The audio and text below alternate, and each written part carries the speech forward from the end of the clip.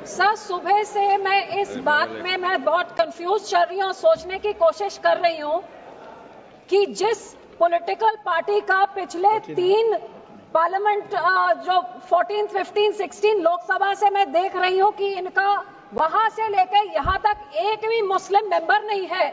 जिस औरतों का इतना दर्द का एक औरत तक भी नहीं है, उनको आज कौन सा ईद का चांद चढ़ा कि इतना प्यार। एक माइनॉरिटी जो एक किरण रिजिजू साहब, एक फॉर्मर लॉ मिनिस्टर, एक माइनॉरिटी कम्युनिटी को बिलोंग करते हैं, आज वो खड़े होके उनको मुसलमान कहां से याद आ गए। जिस माइनॉरिटी कम्युनिटी, जिस पार्टी की सारी पॉलिटिक्स ही हिंदू मुस्लिम की पोलराइजेशन पे डिपेंडेंट है, जिसकी सारी राजनीति ही है पाकिस्तान, मुसलमान, खालिस्तान, आज इनको इतना दर्द कहां से आ गया कि हमारी मुसलमान बहनें, हमारे मुसलमानों का पैसा वो सही लग जाए। तो सब मैं सुबह से सोच रही हूँ कि इनके जबान में तो दुआ है लेकिन दिल तो इनका काला, ये सारा देश जानता है। और यही कारण है कि संसद में 24 मुसलमान मेंबर है, सब इस तरफ, उनमें से एक जना भी इस बिल को सपोर्ट नहीं कर रहा है।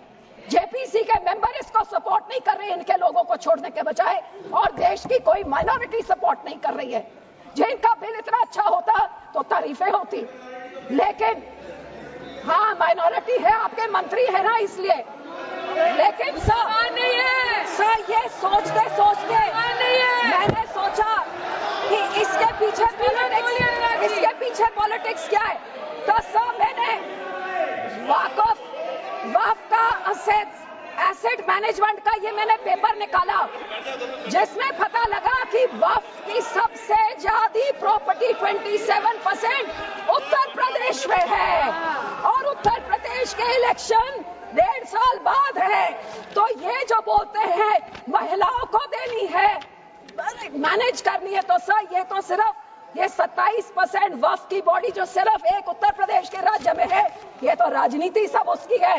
अब तो समझ आई इनकी बात। मैं इनको पूछना चाहती हूँ, मंत्री जी कह रहे थे कि जी हरियाणा में एक गुरुद्वारा, मंत्री जी जो उस यमुनानगर में गुरुद्वारा है वो हाई कोर्ट के ऑर्डर के हिसाब से हुआ था, लेकिन मैं आपसे पूछना चाहती हूँ, बिल लेके आना है, माइनॉरिटीज का दर्द है, तो हम लोग तो सिख आर्टिकल 25B की हम उसके संशोधन कई सालों से मांग रहे हैं कि हम सिख हैं, हम हिंदू नहीं है, पर आप हमको हमारी आइडेंटिटी नहीं लेके आइए ना वो बिल, हम सब सपोर्ट करेंगे।